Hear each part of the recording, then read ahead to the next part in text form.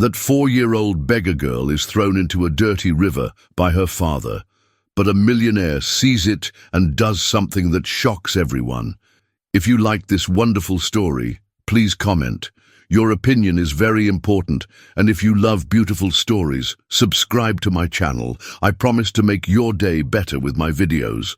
The scream echoed through the banks of the Willow Creek like a blade cutting through the afternoon air in Harmony Falls, West Virginia.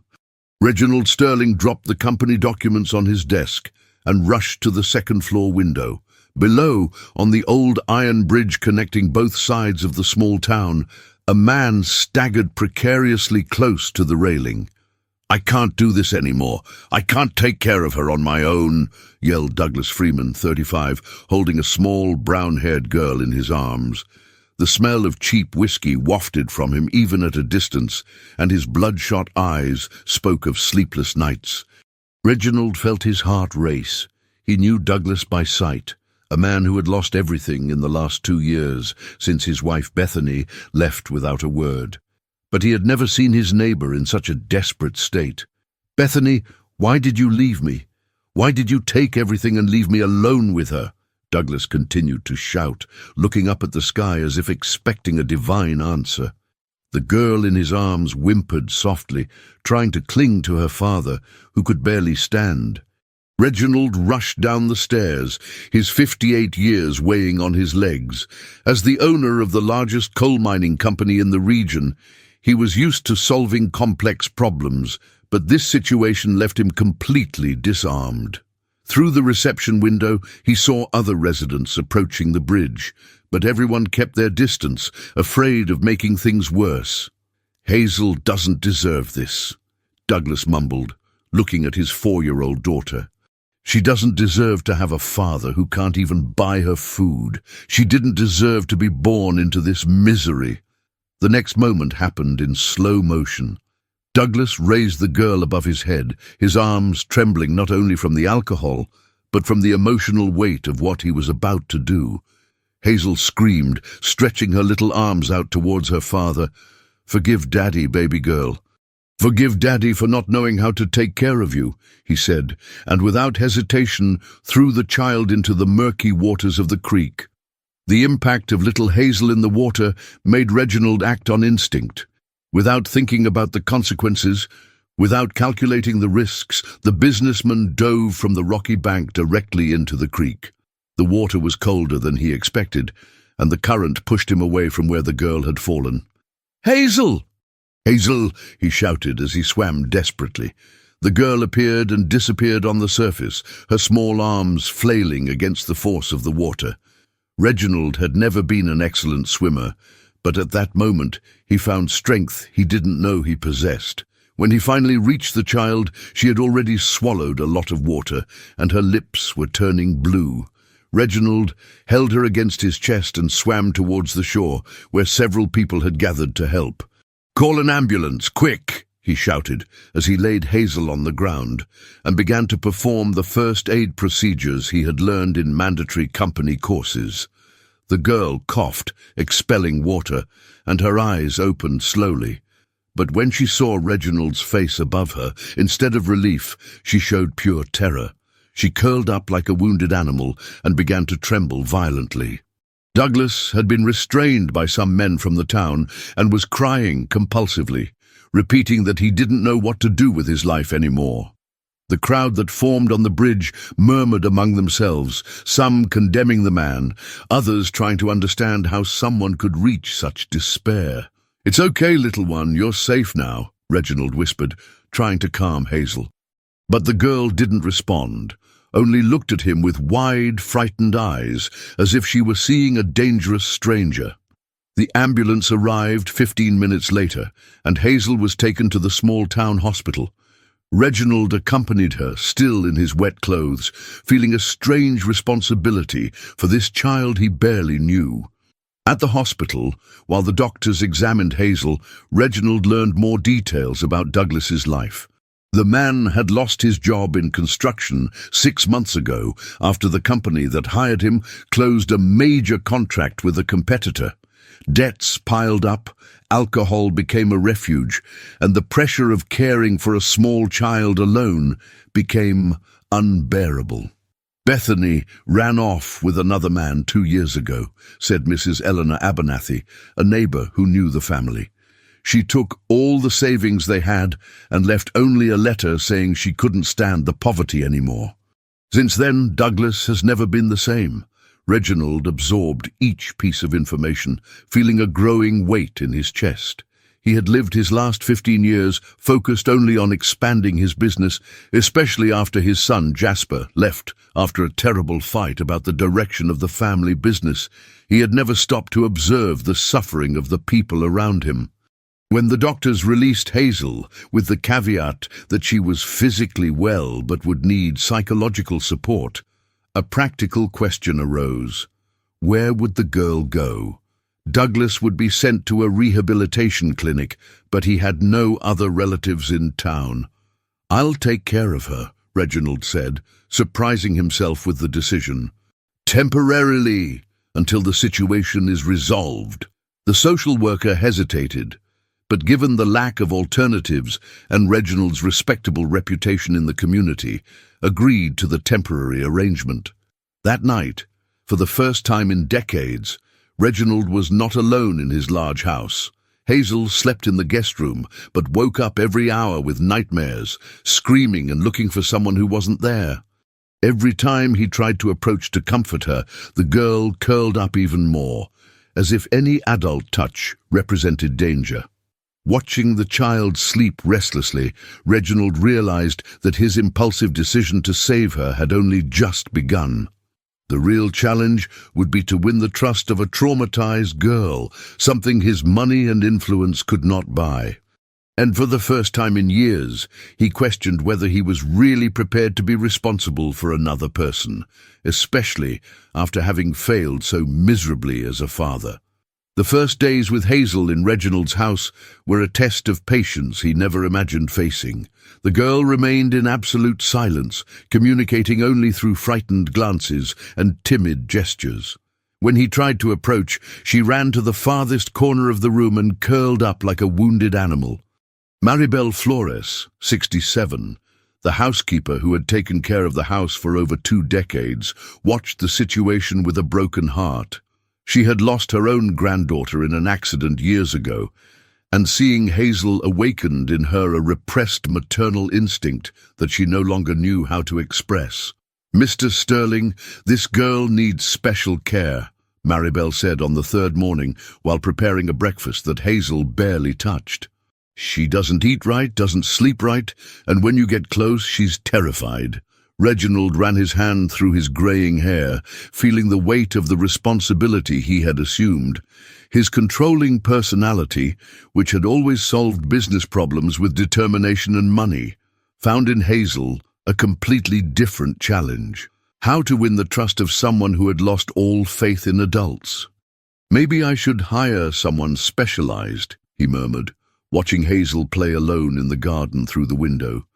The girl had found some twigs and was drawing shapes in the dirt, always figures that looked like birds flying. It was Maribel who suggested the name that would change everything.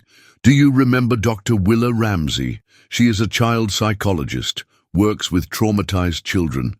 I heard she's working at a new clinic in town." The name hit Reginald like a punch in the stomach.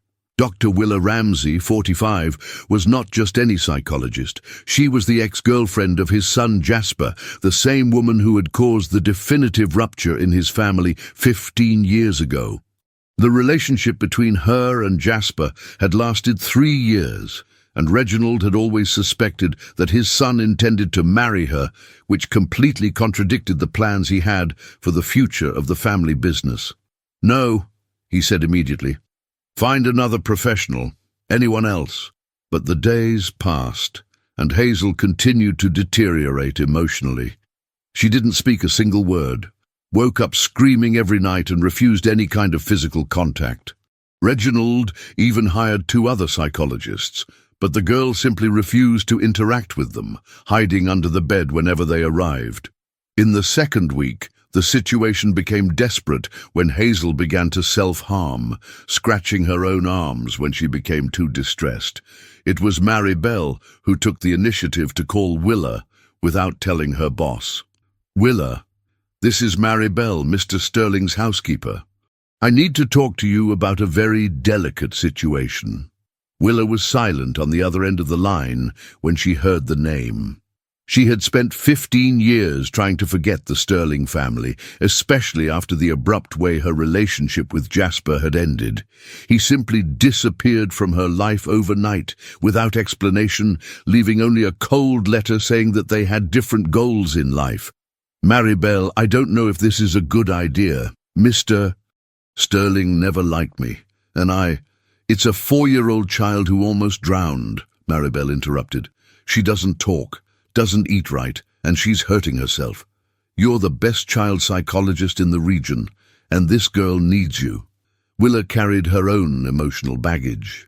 At 45, she had never been able to have children due to medical complications discovered in her youth. She had chosen child psychology as a way to channel her frustrated maternal instinct, dedicating herself to children who needed special care.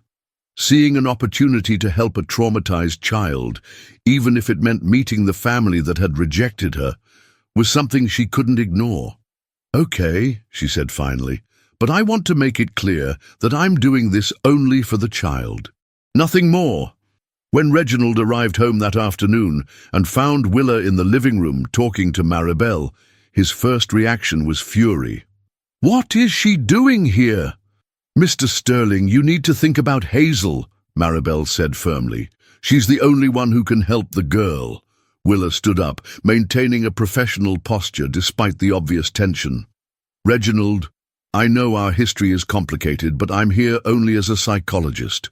Maribel told me about the child's situation, and I can help." "I don't need your help," he replied dryly, "nor your pity." "It's not pity," Willa retorted. "It's my job, and honestly, after so many years, I thought you had overcome any personal resentment when it comes to the well-being of a child." At that moment, Hazel appeared at the living room door, attracted by the voices. When she saw Willa, something strange happened. Instead of running or hiding as she did with all the other adults, the girl stood still, watching the woman with curiosity. Willa crouched down slowly, getting to the child's level. "Hi, Hazel. My name is Willa. I heard you like to draw birds." To everyone's surprise, Hazel took a small step towards Willa. She didn't say anything, but she didn't show the usual fear. "You know, I like birds too," Willa continued in a soft voice. "Especially the ones that fly very high, as if they are free to go wherever they want." Hazel tilted her head slightly, and for the first time since the incident in the river, showed something that could be interpreted as genuine interest. Reginald watched the scene in silence, fighting against his own prejudices and wounded pride. Willa had achieved in 2 minutes what he had not achieved in 2 weeks, the girl's attention without showing fear. "Okay," he said finally, reluctantly. "You can try, but I want to make it clear that this is only professional, nothing personal." "Perfect," Willa replied. "That's exactly how I intend to keep it." In the following days, Willa began working with Hazel through play therapy techniques.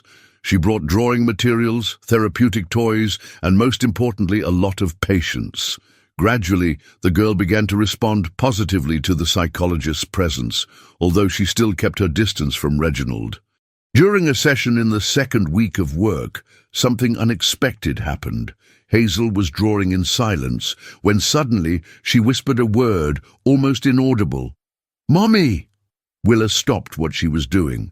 "What did you say, honey?" "Mommy!" Hazel repeated, this time a little louder, pointing to a drawing she had made. "Where's my mommy?"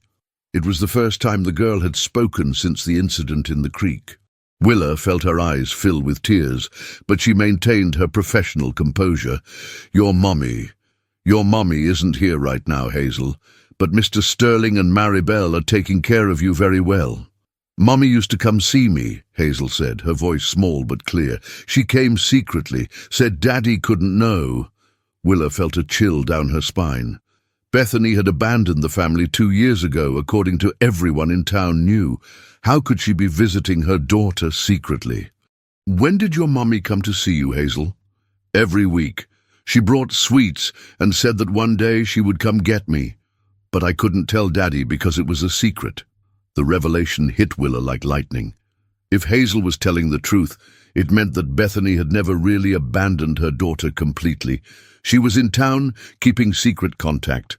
But for some reason, she was not assuming maternal responsibility publicly. When Reginald heard about Hazel's first words, he was moved but also disturbed by the information about Bethany. If the girl's mother was in town, why hadn't she appeared after the incident in the river? Why did she allow her daughter to be cared for by a stranger? "I need to investigate this," he told Willa after hearing the account. "If Bethany is really in town, she has obligations to her daughter." "Reginald, be careful," warned Willa. "Hazel is just starting to open up. Any sudden change could make her regress." But Reginald had already made his decision. He would use all available resources to uncover the truth about Bethany Freeman. What he didn't imagine was that this search would reveal secrets that would shake not only his life, but the entire social structure of Harmony Falls. The investigation into Bethany Freeman's whereabouts began discreetly.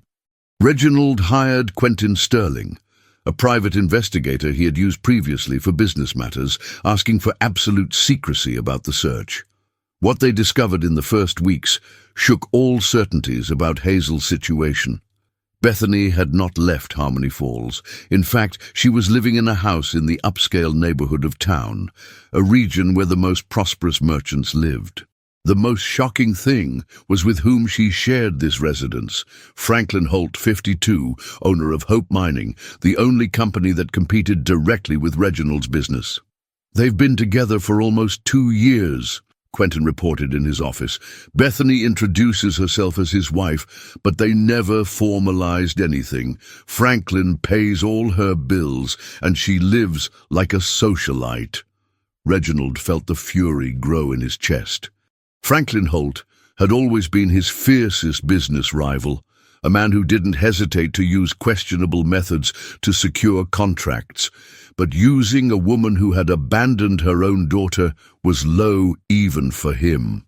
"There's more," Quentin continued.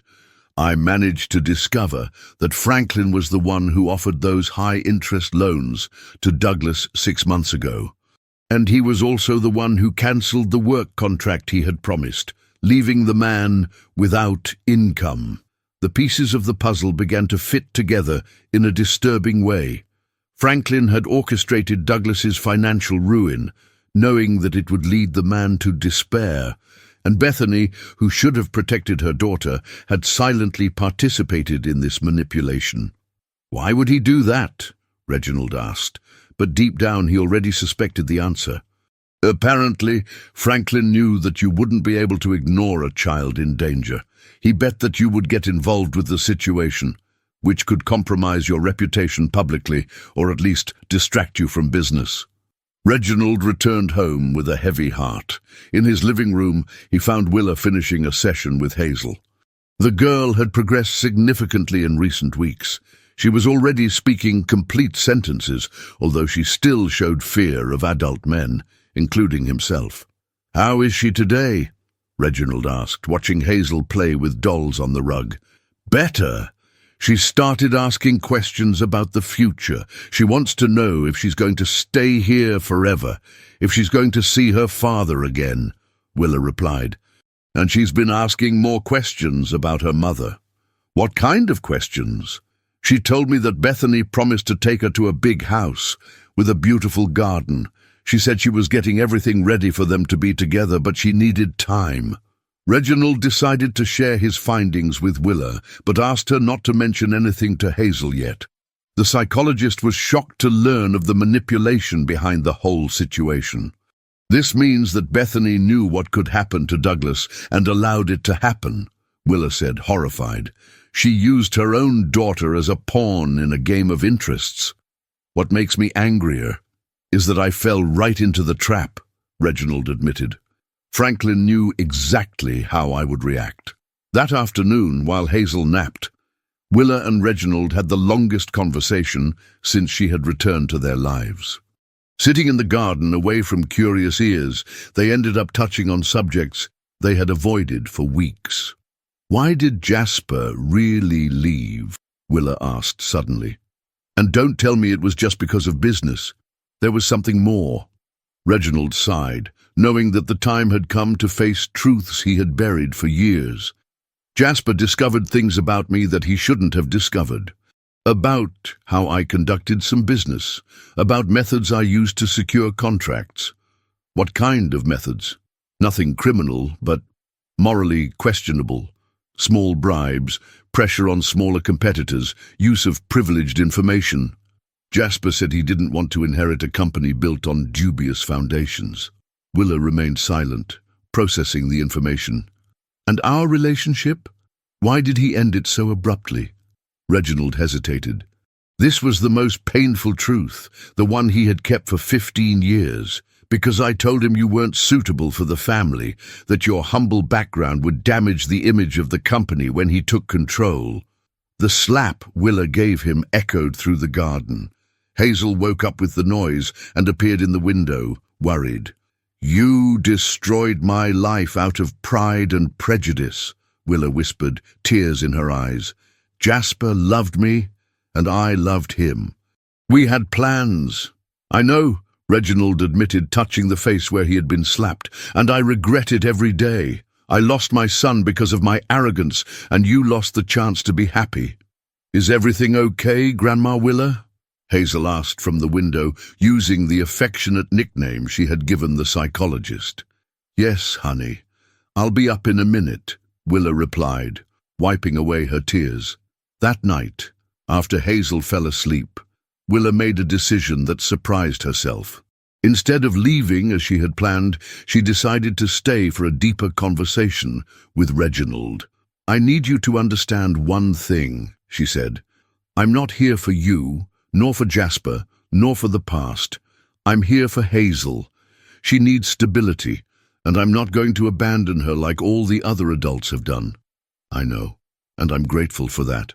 But I also need you to know that I've never been able to have children," Willa continued, her voice trembling slightly.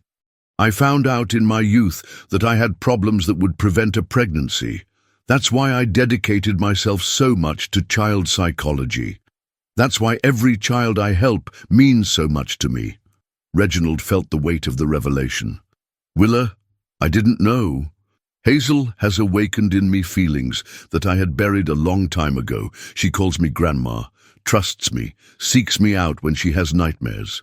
For the first time in my life, I feel like I'm really important to someone in the way I've always wanted to be. You are important to her, more than any of us. That's why I can't allow Bethany to show up now and destroy the little security we've managed to build. That woman abandoned her daughter emotionally, even while maintaining physical contact. She left a 4-year-old child carrying the weight of a secret she couldn't understand.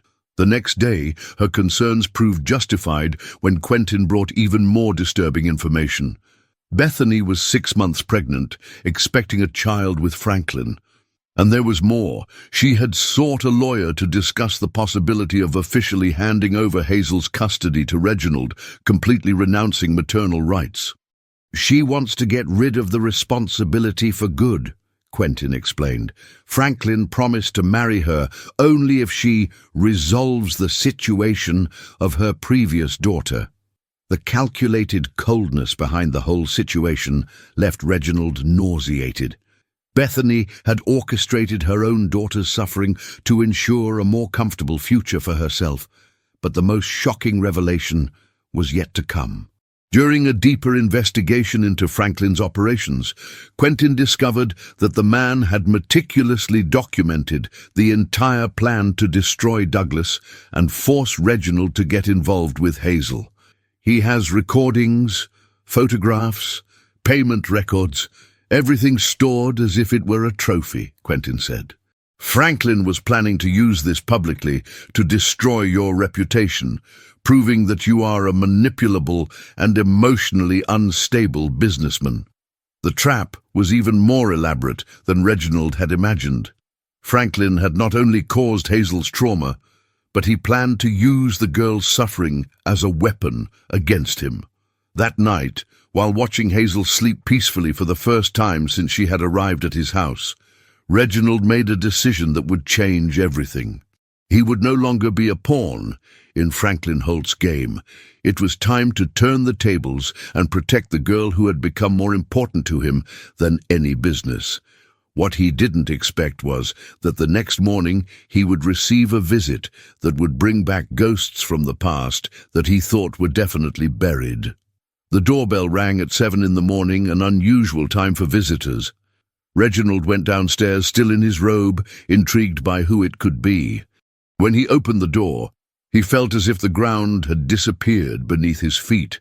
"Hi, Dad." Jasper Sterling was standing on the doorstep, his 40 years evident in the wrinkles around the eyes he had inherited from his father. He carried a small suitcase and the same determined expression that Reginald remembered from 15 years ago, the last time they saw each other. "Jasper, what are you doing here? I heard about the situation. A traumatized child, Willa back in town, you playing substitute father." Jasper entered the house without being invited, looking around as if he recognized every corner, but found it strange to be there. "I came because I have some things to clarify." Willa came downstairs at that moment, having heard voices. When she saw Jasper, she stopped midway, her hands trembling slightly. 15 years dissolved in an instant, and she was back to being the 30-year-old who had been abandoned without explanation. "Willa," Jasper said, his voice softer, "we need to talk." "We have nothing to talk about," she replied, but her voice betrayed the emotion she was trying to hide. "You made your priorities very clear 15 years ago." Hazel appeared at the top of the stairs, still in pajamas, curious about the unfamiliar voices. When she saw the strange man in the room, she ran behind Willa, clinging to her leg. "Who is he, Grandma Willa?" she asked in a low voice. He's your Mr. Sterling's son, honey," Willa replied, placing her hand protectively on Hazel's head. Jasper watched the scene with interest. The girl clearly trusted Willa in a way that she didn't show with his father. "So, you're Hazel," he said, crouching down to get to the child's level. "I heard you're very brave."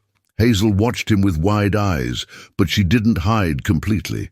There was something in Jasper's tone of voice that didn't scare her like other men did. "Jasper, I don't think it's appropriate for you to show up like this out of the blue," Reginald said, still in shock. "Hazel is going through a delicate recovery process." "I know. That's why I'm here." Jasper stood up, looking directly at his father. "Because I've discovered some things that you need to know, about Franklin Holt, about Bethany, and about why I really left this town." Willa felt her heart race. "What do you mean?" "That you don't know even half the story." Jasper looked at Hazel, who was still clinging to Willa. "Maybe it's better if we talk when the little one isn't listening." Maribel, who had watched everything from the kitchen door, approached. "Hazel, how about we have breakfast in the garden today? I can make those pancakes you like." The girl looked at Willa, seeking approval. "You can go, honey. We'll stay here talking, and then I'll play with you." After Hazel left with Maribel, silence weighed in the air. Reginald, Willa, and Jasper looked at each other, 15 years of grievances and misunderstandings hovering between them. "I'll get straight to the point," Jasper said. "Dad, do you really believe that Franklin Holt orchestrated this whole situation just to harm your business? The evidence points to that. The evidence you have is just the tip of the iceberg." Jasper took a folder out of his suitcase. "For the past 5 years, I've been investigating irregularities at Hope Mining. Franklin isn't just your business competitor, he's a criminal." Willa sat down heavily on the sofa. "What kind of criminal?" "Tax evasion, exploitation of workers, deliberate environmental pollution. But the worst thing is that he's been using vulnerable women to cover up his operations." Jasper opened the folder, revealing documents and photographs. Bethany isn't the first woman he's saved from a difficult situation to use as a front. Reginald examined the documents, feeling nausea growing. How did you get this? I've been working as a consultant in business auditing for 10 years. When I found out that Franklin was involved in Hazel's situation, I started investigating more deeply. Jasper looked at Willa. And I discovered other things too, about why I really left. Jasper, don't, Reginald began. He needs to know the truth, Dad. Everyone needs to. Jasper turned to Willa. My father didn't tell me that you weren't suitable for the family. He offered me money to break up with you. Willa felt as if she had been punched in the stomach. What? $1 million to stay away from you and accept an arranged marriage with the daughter of an important business partner. Jasper looked at his father with contempt. I refused, of course. But when I found out that he had made the same offer to you, he never offered me money, Willa said, confused. Not directly, but he offered it to your mother, to pay for the medical treatment she needed at the time, in exchange for you convincing me that our relationship had no future. The silence that followed was deafening. Willa remembered the time when her mother had gotten sick, the expensive treatments that had miraculously been covered by a government program that she had never been able to properly identify.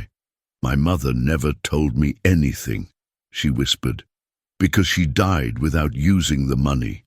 I found out later that she had refused the offer, but the treatment was paid for anyway. My father made sure that your mother was treated regardless of your decision. Jasper looked at Reginald. That's when I realized that despite all your faults, you had a heart. But I also realized that I would never be able to get rid of your manipulations if I stayed in town. Reginald sank into an armchair, the weight of decades of bad decisions collapsing on him. I thought I was protecting the future of the family. You were protecting your pride, Jasper retorted, and you destroyed our family in the process. Willa stood up abruptly. I need some air. She went out to the garden, where she found Hazel playing with Maribel. The girl immediately noticed that something was wrong. Is Grandma Willa sad? She asked, running to hug her legs. A little bit, honey, but it will pass. When I get sad, you tell me hugs help. Do you want a hug? Willa crouched down and hugged Hazel tightly, feeling the tears streaming down. At that moment, she realized that this child had become more important to her than any past hurt. Back in the living room, father and son continued to settle scores. Why did you come back now, Jasper? Reginald asked. Because I found out that Franklin is planning something bigger. He doesn't just want to harm you. He wants to take over your company. And he's using Hazel as the centerpiece of the plan. What do you mean? Bethany is pregnant, right? Franklin planned that too. He's going to marry her, officially adopt Hazel, and then sue you for kidnapping and child manipulation. With the documents he has about how you took advantage of a vulnerable child's situation, he can get not only a millionaire settlement, but also tarnish your reputation permanently. Reginald felt his blood run cold. But Hazel is better here. Anyone can see that. To a judge who doesn't know the situation, you're a lonely millionaire who took advantage of a family tragedy to satisfy some emotional whim. Franklin has lawyers experienced in turning acts of kindness into crimes. At that moment, Willa returned from the garden with Hazel. The girl ran to Reginald for the first time since she had arrived at the house and climbed onto his lap. Mr. Sterling, Grandma Willa said you're worried. I drew this to make you happy, she said, handing him a paper with drawings of colorful birds. Reginald felt his eyes fill with tears. Thank you, Princess. It's the most beautiful drawing I've ever seen. Jasper watched the scene, seeing a transformation in his father that he had never witnessed. The controlling and cold man he knew had become genuinely caring with that child.